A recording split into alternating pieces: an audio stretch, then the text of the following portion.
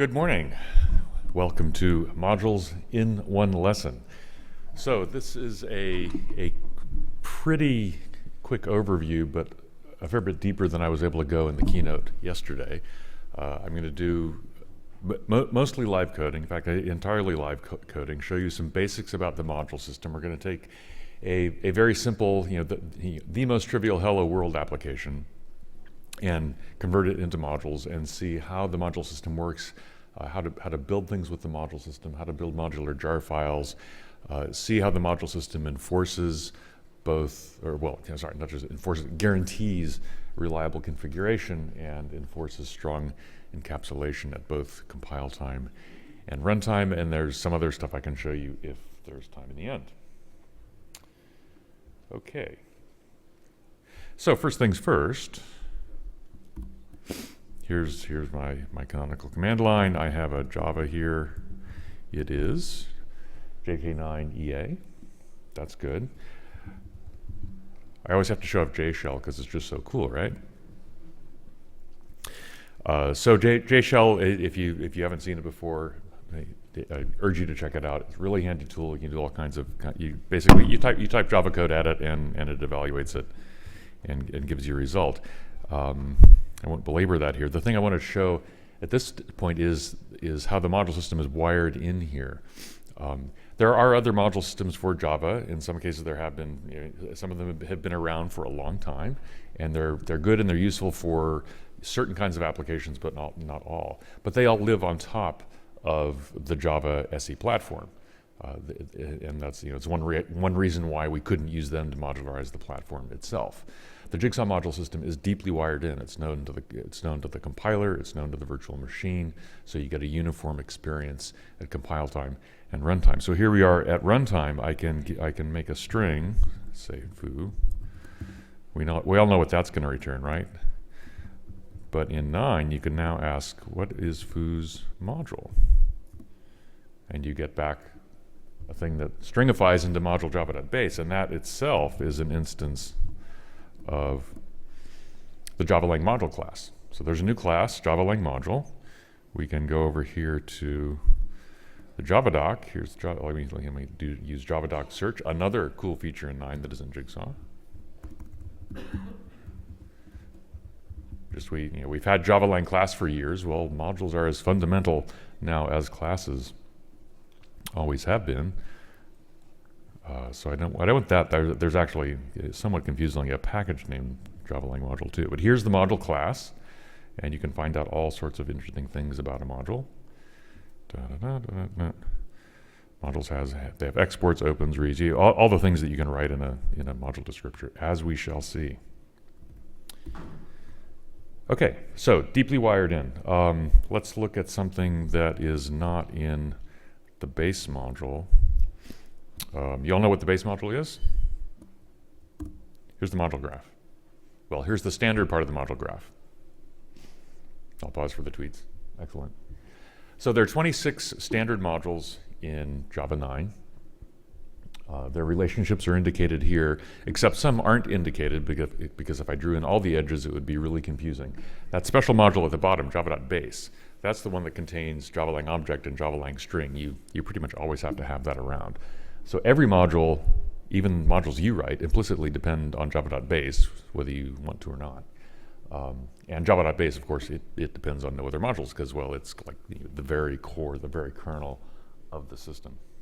So that's the module graph at a high level. Oop, okay, where was I? All right, let's look at something in a different module. Let's see here, JShell's doing completion even on module names, which is pretty sweet. So make myself a SQL timestamp. That's an instance of Java SQL timestamp, duh, and that is in a different module.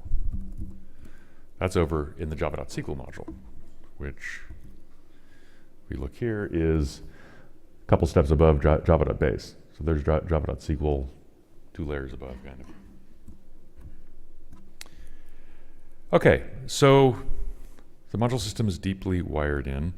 It's also, we've taken great pains, as I mentioned yesterday, to make sure that it's compatible. If you have code that uses only standard SE APIs and it runs on 8, then chances are pretty good it's going to run on 9. Anybody remember swingset 2? This is the swingset jar file from JDK 5, released in 2004.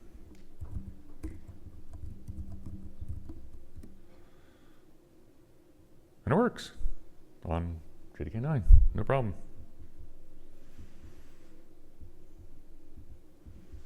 And click around, all the usual stuff. Okay. So compatibility. So let's look at our little application here. Pop into Emacs. Here you go. All in one little screen. Package org, open JDK hello, class main. It's got a main method that takes an argument. It constructs a string. It uses an innovative method called leftpad to pad it on the left with spaces to a certain column length, in this case 90. And there you go, really simple. All right, let's compile this. In the usual way. I want classes, not classes, and package it into a jar.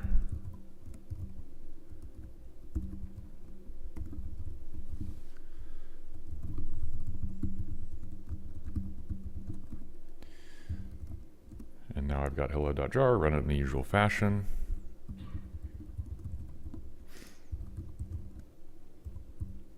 No tab completion here, sorry.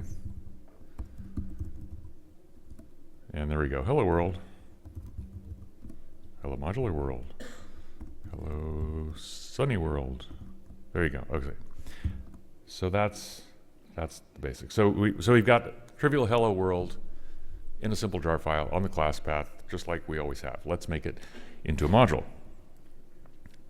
How do we do that? Well, what do we need to make it into a module? We need a module declaration. We put that in module-info.java. A module has, what does a module have? A module has a name. We're using reverse DNS as recommended. This module is only going to use stuff in the base module. I could type requires java.base here, but I don't need to. The compiler will insert that for me if I don't. So most people never do. So trivial module, it's just named org open JDK hello. I look at my source tree now. I've got the module info there at the top, and then that class the same way it was there before. Okay, so let's compile that. Compile that module info. And for now, we can just do what we did before. It's like, well, it's just another Java file. We just compile it. Okay, give it to the compiler, stick it in the classes directory. And now we've got a module-info.class.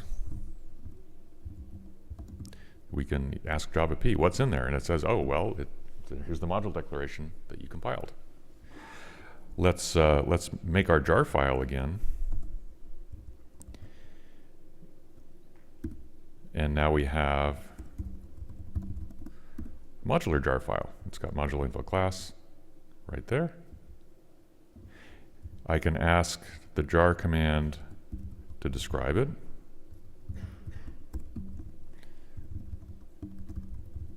And it will go read the module descriptor and tell me what's inside there.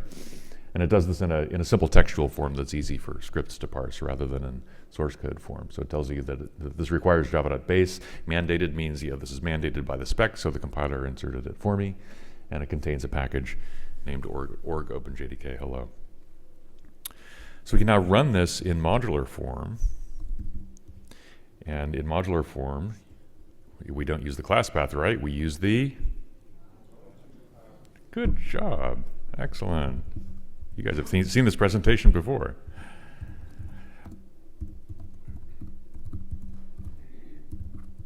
Hello, and I tell it my main class.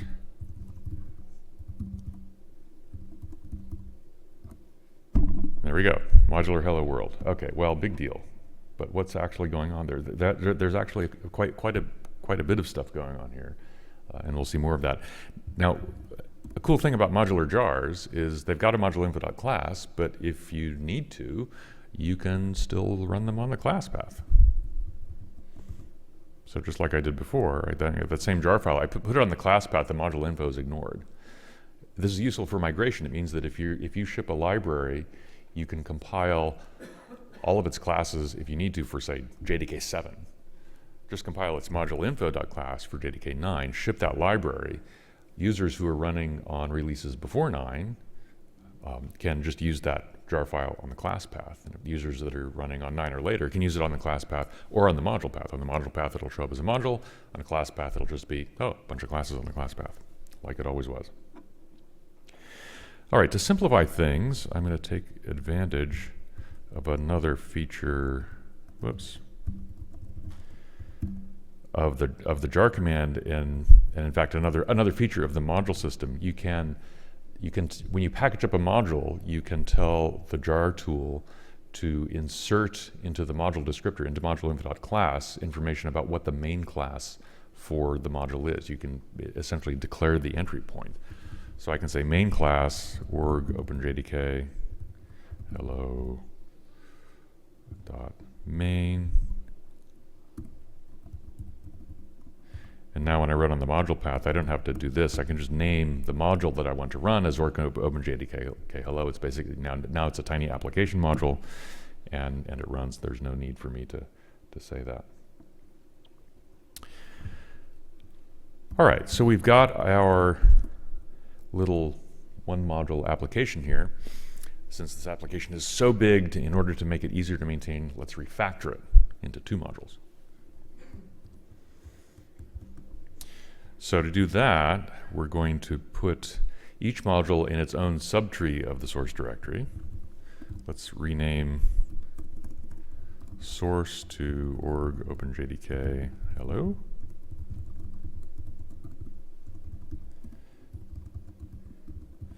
Now we've got a restructured source tree. I'm going to Emacs again.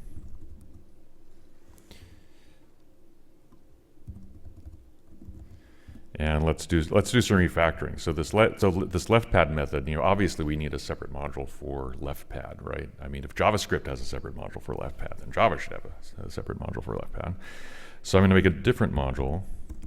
In this case, org openjdk.text.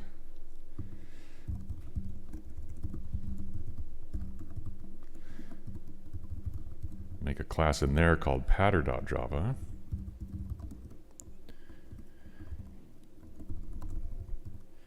Copy some of this stuff out. Okay, so it's text, it's public class patter. I'll need to make this public. Okay, now we have patter in its own module. It needs a module descriptor declaration.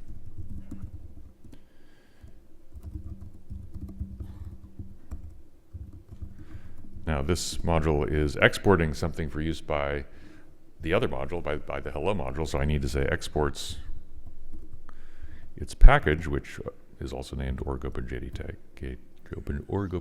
text. And then that should be it. So to finish up, let's see, I need go fix up the main class here. So obviously don't need this anymore.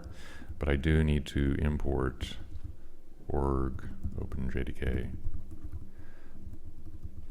patter, and change this, right? Okay, that should work. Let's find out.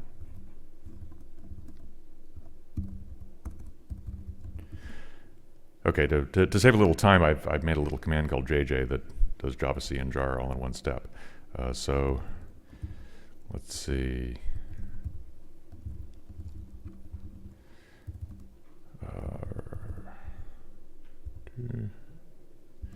Let's compile and package the text module. We've got the text module. Let's compile and package the hello module.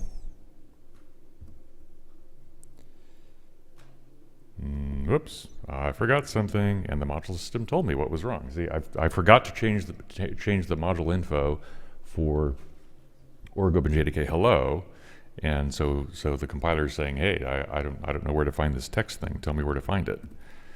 So let's go back to that module info, and what I need is, what do I need?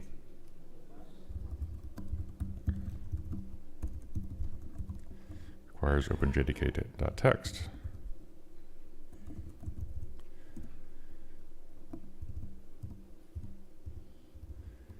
Okay, so that all compiles. I've got two modules.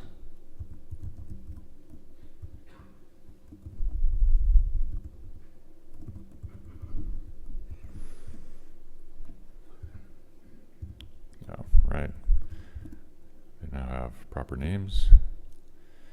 Now we can see if I ask the jar tool to describe hello.jar, I can see it now requires Java to base. It also requires org OpenJDK text. And it still contains org OpenJDK hello. So let's run this guy.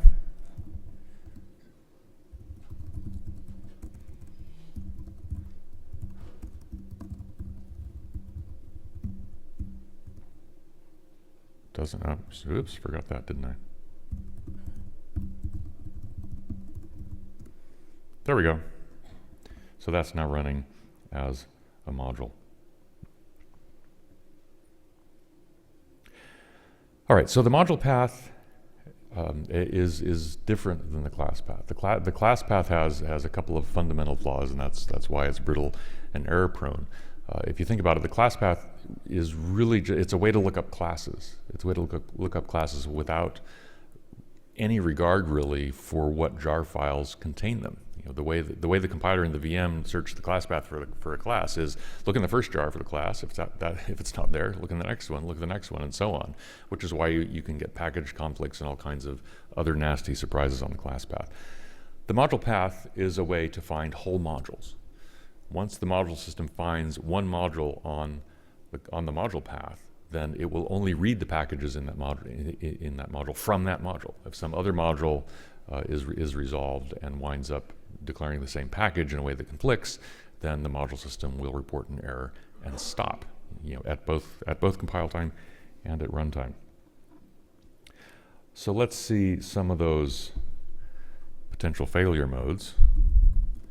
Suppose I somehow misplaced the text module.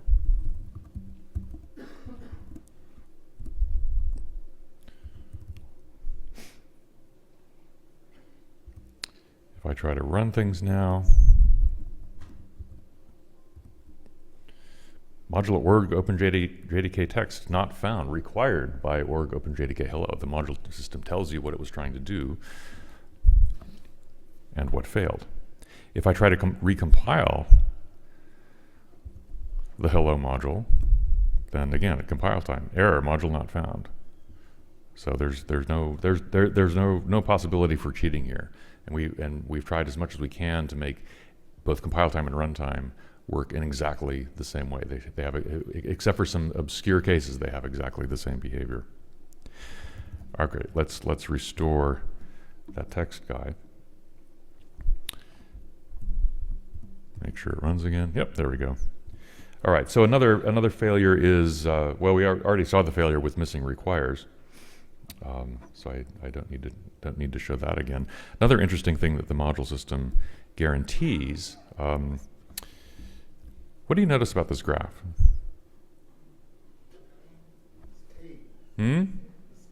It's clean. Yeah, it's kind of pretty, isn't it? Years of hard work went into that. There are no cycles. Very good. The module system guarantees that there are no cycles. So suppose I go to the module declaration for the text module and I say requires org OpenJDK hello. You know, and it might be tempting to do this if you're modularizing some existing system and you've got two jar files and they look kind of like modules, but each one needs some stuff from the other and you can't figure out how to disentangle them. You know, it's a natural thing to think, oh, yeah, I'll just make each one require the other. but in the long run, that's probably going to come back to bite you. So the module system just doesn't allow it. It may seem harsh, but it really is a better way to live. All right, so let's try to recompile the text module. Oh dear. Yeah, save it first, Mark. Error. Cyclic dependence involving org OpenJDK hello. So you get reliable configuration not just at runtime, but also at compile time. All right, let's fix that up. And then another failure mode is suppose that I forgot to export this. What'll happen then? So I can certainly recompile the text module, but if I now go and try to run the application again, I get an illegal access error. Class org OpenJDK hello main in module org OpenJDK hello cannot access org OpenJDK text pattern in module org OpenJDK text because text does not export the text package to the hello module. So it seems kind of verbose, but this is basically this is like everything the module system has to tell you, and it will hopefully be enough information to help you debug the problem. So there's a quick question. Does it give any warnings? No, this is a hard failure, right? Yeah, let's take Q&A after, please. All right, so let me undo that.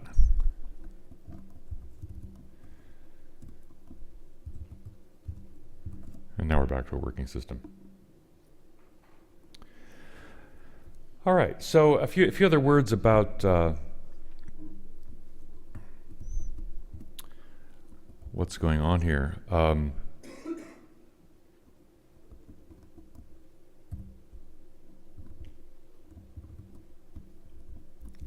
As far as the modular platform is concerned, there are these 26 standard modules. The JDK itself actually has quite a few more. We can see that there's a handy option to the Java launcher called Java list modules. Whoa! There are 75 in an OpenJDK build. If you get an Oracle JDK build, there are more. Eventually there will be the same number in each of them after we open source some more stuff from the Oracle JDK. Let me make that a little easier to read. So in the left column you can see a bunch of the Java modules. Those are the standard Java SE modules. In the right-hand column you can see modules starting with the letters JDK. Those are JDK specific. Quite a few of them export nothing. They're just internal implementation modules. Maybe they provide an internal service that's used by other JDK modules. In other cases, they contain tools. For example, JShell is in its own module. Some internal APIs are in their own modules, and so forth. So that's a lot of modules. I already showed you the modular Java doc. Let's just take another quick look at that. Go back to the top. It's organized into the front page is organized into 3 sections. You've got the 26 standard SE modules at the top, and then the JDK modules in the middle. You can see more information about all of these. And then at the bottom we have the Java FX modules, and then a couple of others that are kind of in Never Land. These are oddballs. They're standard. They're standard in that they've been standardized in the JCP, but they're not part of the Java SE platform specification. That's why they're classified as other. All right. One last thing I'd like to show you before we go into questions is jlink. So I did a quick demo of jlink in the keynote yesterday. Jlink is how we can take a set of application modules and merge them together with just the subset of the JDK modules that those application modules need in order to create a compact runtime custom runtime image that you can deploy. You can stick in a Docker image, deploy it to the cloud through a worker pipeline or whatever, and it can be much more compact. So I have here's the build of JDK 9 I've been using. I can ask how big it is, and it's 347 megabytes, which, well, yeah, okay, that's kind of big. Let me make a custom runtime that contains, let's see, we'll start by making one that just contains the base module for kicks and grins. So jlink module, the files I need to do this are in the jmods directory here. So for every module in the JDK, there's one of these jmod files. Now these aren't jar files because they contain things that jar files cannot or should not contain, like native libraries, shared objects, DLLs, whatever. And so we had to use a different format for the modules of the JDK itself. Jmod is a format that's documented. If you need to ship a module with native code, you can use it yourself. But for most purposes, if you're just dealing with pure Java, then a modular jar file is perfectly fine. Anyway, I've got my jmods. Let's link a little image here. I'll say jlink. Jlink takes a module path just like the compiler and the runtime. I tell it where to put its result. Make a directory called JRE. You always have to tell jlink which modules to add. In this case, we just want java.base and nothing else.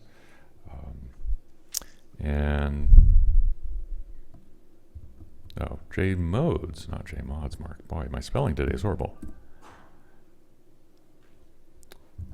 Okay, there's my tiny JRE. And it's only 43 megabytes. Now, this can get smaller still.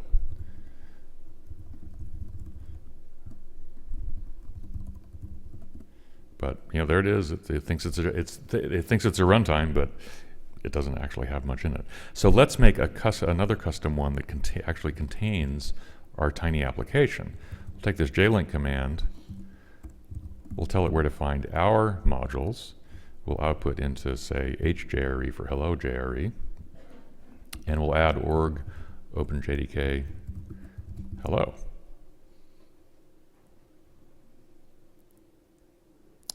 And this won't work. Excuse me, I just need to fix one little thing here.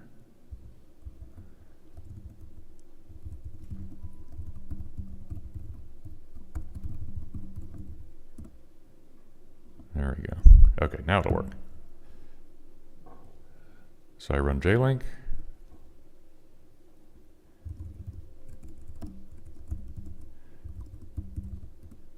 It's a little bit bigger.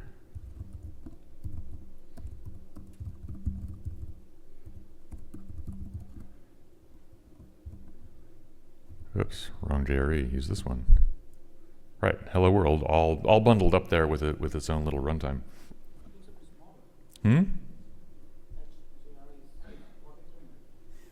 Yeah, that's curious, isn't it? A gentleman in the front row is pointing out that hjre is a little bit smaller. I'm not sure why. That's a rounding error. I don't know. Curious. Must be that link time optimization that's going on. I'm not sure. But it's a good question. I'll have to look into that. We can make this smaller still. There are some additional options we can use. For example, strip. This will make it a lot smaller. We strip debug information. We can compress class files, and we can even ask it to make a launcher for us.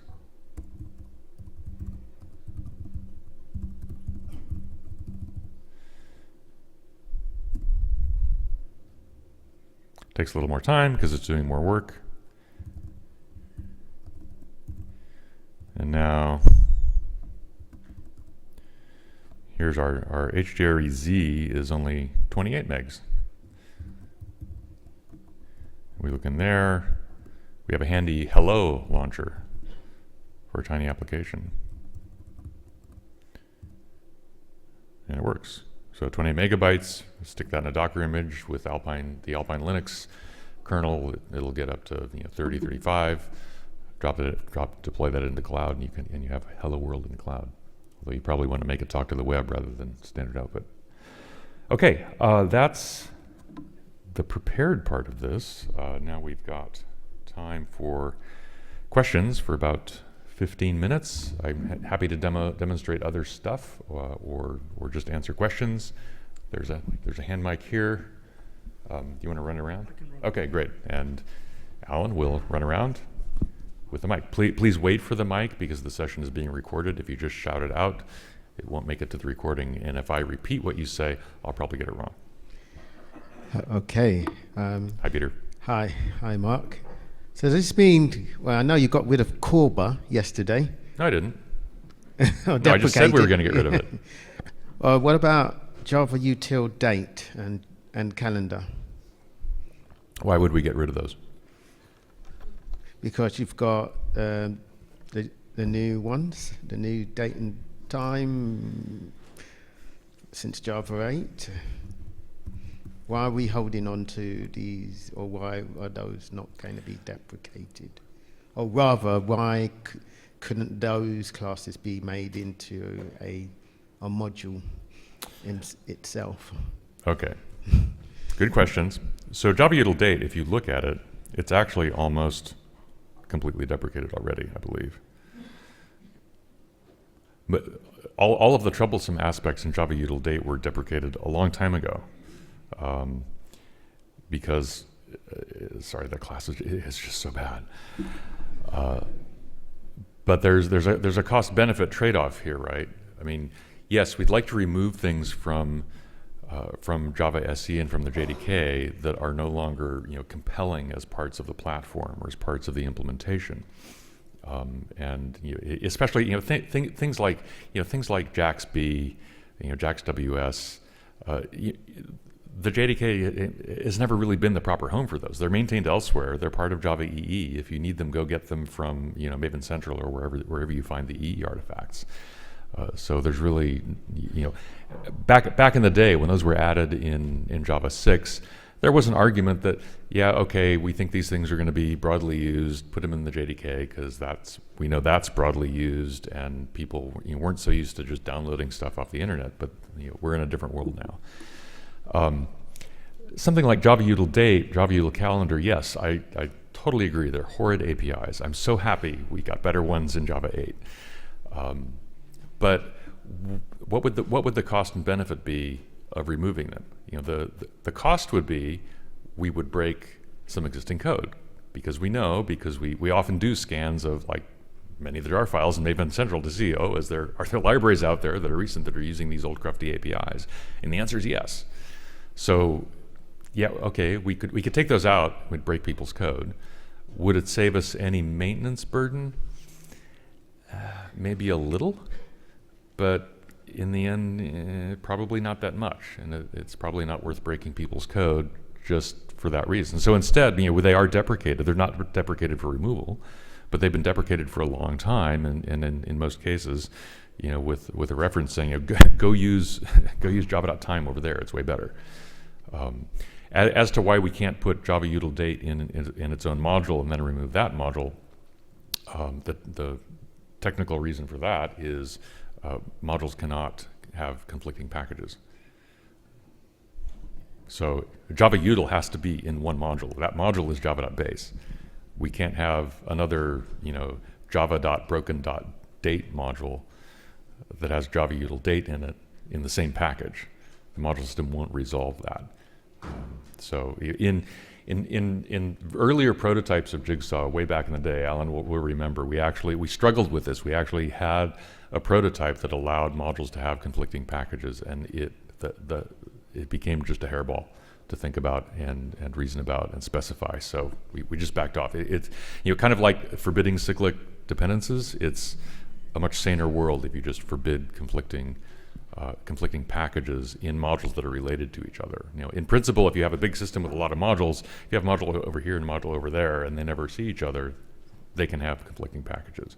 But if one module, if modules are somehow related in a graph, then they can't. Right, yeah. Hi.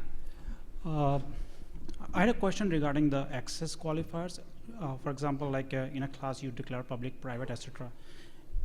Does it make sense to, is there any plans for heading into the module so that a particular module can be either exported or required by specific modules or so? Sorry, but a module can? Let's say you want your module to only be used by some other modules, let's say. Yes. So some sort of access qualifiers like public, private, protected, etc. Yes, there is a way to do that, but not in the way that you just described. There's a feature called qualified exports. So if I go into my text module, and suppose I want to ensure that only the hello module can use this package, I can say exports org openjdk text to org.openjdk hello. And now the hello module can require it, but if some other module requires it, that will cause an error to be reported. And this is a facility we use throughout the JDK itself. Let me show you.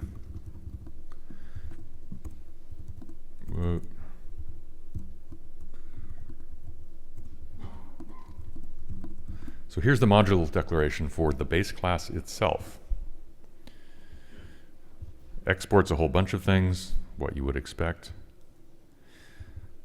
We'll pass over services, and then it exports a bunch of things in a qualified fashion to other modules in the JDK. So things like jdk.internal.loader to Java instrument and java.logging. So only those modules can use the APIs in these packages. So it's not a facility that many people will need to use, but when you need it, it works quite well. Now, on the surface, this might look that it's just based on name. And you could think, oh, well, all I need to do to foil this is name my module java.instrument, right? And then I can get to the stuff in this magic package in the base module. That's not true, because there's an additional mechanism built on top of this. You can take a collection of modules and hash them together. So it winds up recording all the hashes of all the modules in the leaf modules of its graph. And those hashes will be checked to ensure that qualified exports are being honored in the proper way. So you could try to masquerade your own module named java.instrument, but you still won't be able to do this. And so that's one way we ensure the integrity of the platform.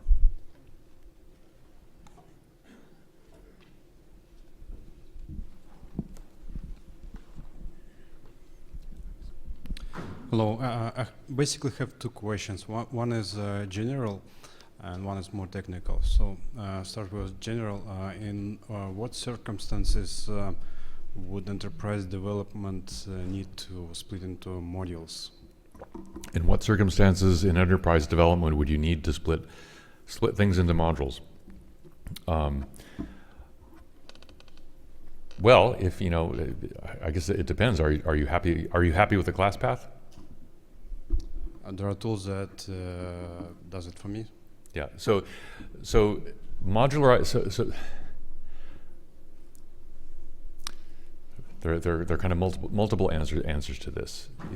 As things stand, because Java has never had a built-in module system, there many solutions have grown up around the platform to solve parts of the modular development programming in a large set of problems, right? So Maven you can think of as sort of a module system at build time, but there are limits to what Maven can enforce, because after all, pre-9, it's just dealing with jar files on the class path, which are completely leaky and not really, jar files on the class path give leaky abstractions a bad name, right? They're just file systems on sticks.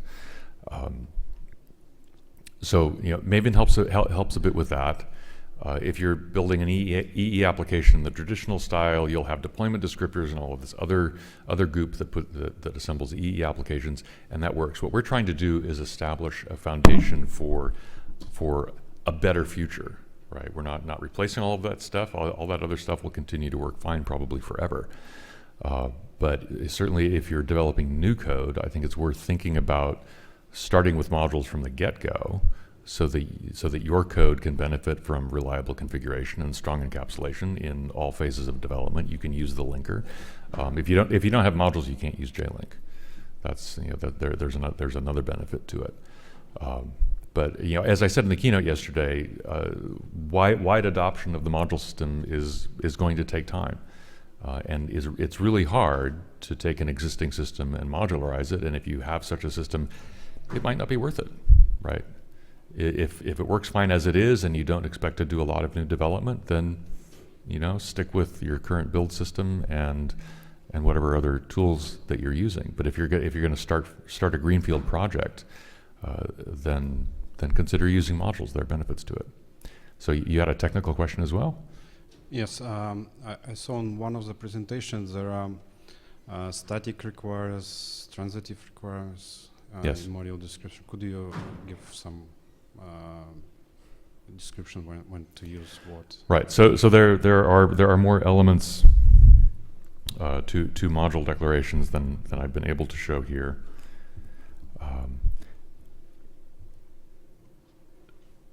I'm not sure if Alex may have covered these in yesterday's presentation. I didn't see his final version. He didn't touch Okay. core static. Yeah. So there are additional things. That probably the most important one is requires transitive. Let me just explain that one quickly in the little time remaining.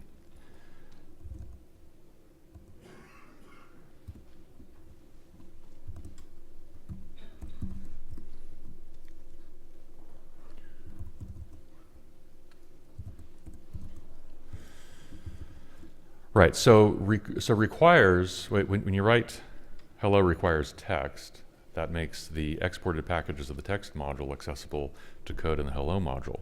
But suppose hello itself was going to export something. Suppose it exports org-openjdk hello, and suppose there was a class in org-openjdk hello that was, say, a subclass of some class in org-openjdk text.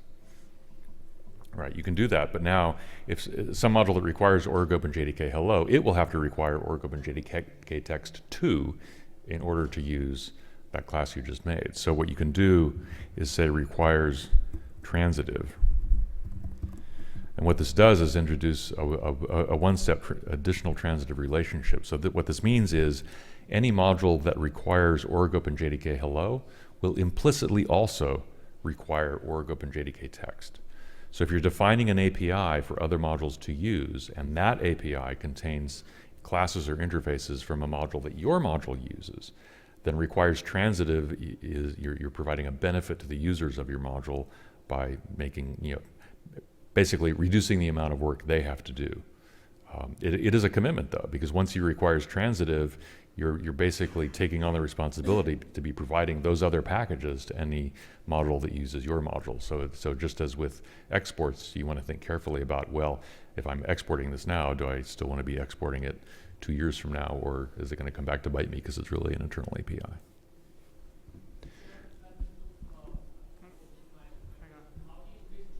Wait for the microphone, please. This is recorded, so you have to. That's a good segment towards going forward. How do you envisage this to work going forward with terms of versioning internally in the JDK and then also externally?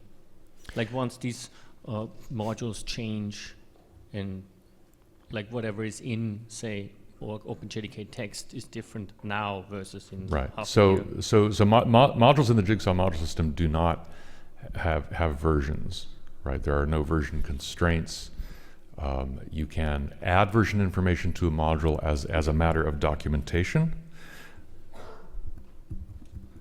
When I did this, you may have noticed there are all these @9s. That means the version number inserted by the build system for diagnostic purposes is 9. But the module system doesn't do anything more than convey this information so that you can diagnose and debug a system that's not working properly. The important thing in this design is, but modules are a different concept than the artifacts that define them. Artifacts have version numbers, and that's great and that's good, and tools like Maven help deal with conflicts amongst them. But the module system is only dealing with modules in terms of their names, and if it needs to ensure integrity, we have the hashing mechanism for that. And going forward, I expect modules in the JDK, every time there's a JDK release, we'll have a different version number, but it will not be the case that what one might think that, well, if we don't change anything in the jdk.jshell module in JDK 10 or 18.3, then it'll still be JDK or jdk.jlink at 9 in that release. No, it won't. They'll all have the same version number. They'll all be hashed together to protect the integrity of the platform. That's it. We're out of time, I'm afraid. Thank you very much.